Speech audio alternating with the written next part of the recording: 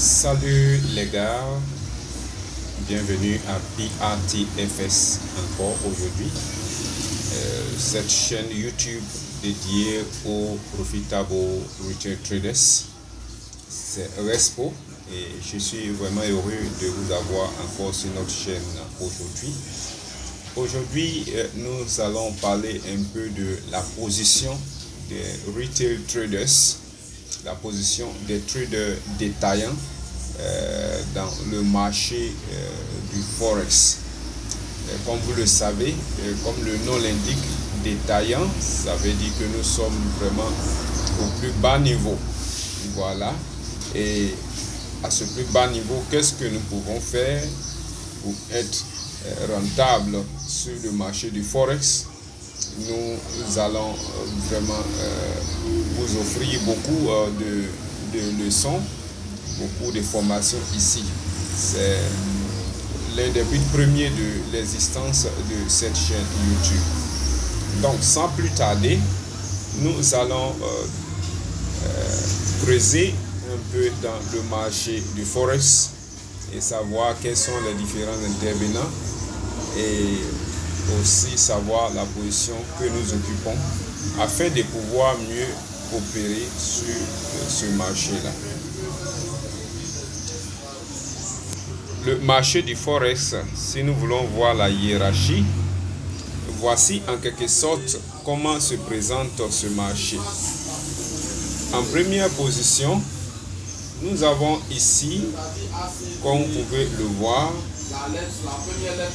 nous avons ici les banques centrales qu'on appelle major banks. Ces banques centrales-là, comme vous le savez, ce sont des banques émettrices de devises. Ok, Federal Reserve des États-Unis, la Banque d'Angleterre, la Banque de France, la Banque du Japon et ainsi de suite. Ce sont les banques centrales qui sont en haut de cette hiérarchie. Après ces banques viennent ce qu'on appelle Electronic Brokerage Services, EBS, qui permettent comme ça de faire passer les transactions entre les banques. Donc, vous les avez à ce niveau. Ok. Après EBS, nous avons maintenant les banques de moyenne ou de petite taille, les banques commerciales, et ainsi de suite, qui sont au troisième niveau. Après ce niveau, nous venons au niveau 4, où se trouvent en quelque sorte les brokers, les coursiers que nous utilisons pour pouvoir avoir accès au marché du Forex. Les coursiers nous donnent accès au marché du Forex. Ok. Et nous avons les retail market makers, nous avons les retail ECN, nous avons aussi les hedge funds et les sociétés commerciales. Donc, retail market makers, retail ECN et maintenant hedge funds.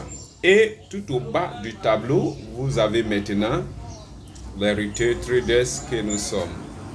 Donc, tactiquement, on peut voir ici, chers amis, nous pouvons voir notre position ici. C'est bien clair. Vous voyez d'où part l'argent à partir des banques centrales, les devises transmises à partir de Electronic Brokering Services avant d'arriver au niveau des banques commerciales de petite ou de moyenne taille, tout ça. Et maintenant de là, ça vient au niveau des market makers, des ECN, des hedge funds. Et après ça, ça vient à notre niveau. Donc, quel que soit le type de broker que tu utilises ou que vous utilisez, vous devez savoir votre position dans le marché du Forex. Donc, voici en quelque sorte où nous nous trouvons. Nous nous trouvons vraiment au plus bas niveau de l'échelle. Ok. Pour mieux voir, voici un peu en forme de pyramide comment se présente le marché. Ok, la hiérarchie dans le marché du Forex, comme je l'ai dit. Il y a les banques,